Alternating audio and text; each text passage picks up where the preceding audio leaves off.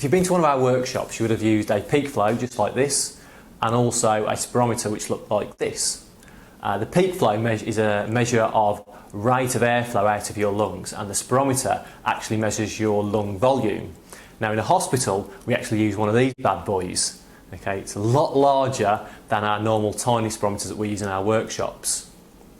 Now this the spirometer actually has a nebulizer attached to it, and this nebulizer vaporises liquid so you can breathe it in to open your lungs. So you put a drug in the nebulizer capsule, it's vaporised so you can breathe it in more quickly, and it's just a more efficient way of getting a drug into your lungs.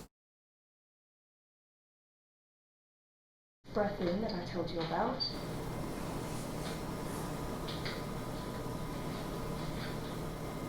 And deep breath in, and blow, blow, blow, blow, blow, blow, blow, blow. Stop. Good. Until you've got nothing.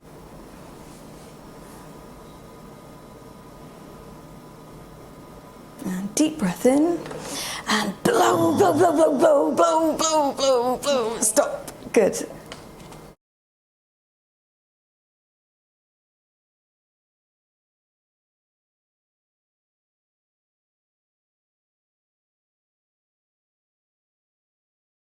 Now the spirometer allows us to measure several readings from the lungs. The two that we're concerned about is the FEV1, which stands for forced expiratory volume in 1 second.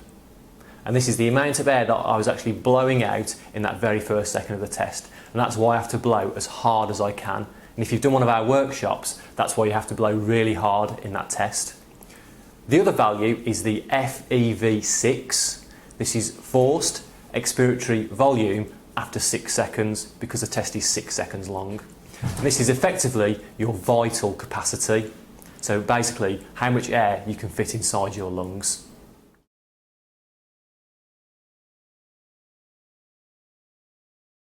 So the two readings we took, FEV1 and FEV6, have specific values we must meet. And it's particularly important for the FEV1 reading. We need to reach 70 to 80% of our lung capacity in that first second. So as I blow out really hard, I need to get rid of 60 to 70% of my lung volume in that first second. So for example, if my lungs were 100 litres, I would need to get rid of 70 to 80 litres in that 1 second. Now my lung volume was 6 litres. Okay, so I'm looking for around about 4.85 litres in 1 second. Now I'm going to give you some real data from my actual test, and I want you to try and calculate if I actually reach that magic value of 80%.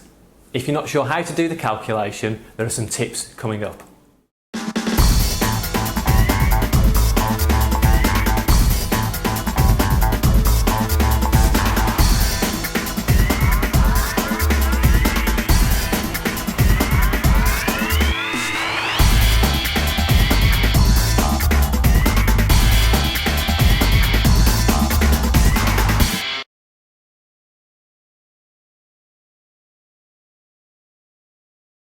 So you should see from the results I actually only got 62% of my lung volume out in that first second. That's way below the magic mark of 80%.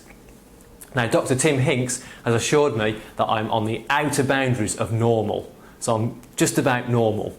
The reason for this is firstly my lung volume is so big at 6 litres, it's really difficult to get 4.85 litres of air, which is 80%, out in that first second. He also talks about my morphology. I'm quite tall and slim, so my airways are quite long and narrow. That makes it very difficult for air to travel through my lungs very quickly at the start of the test. So I really don't have anything to worry about at all.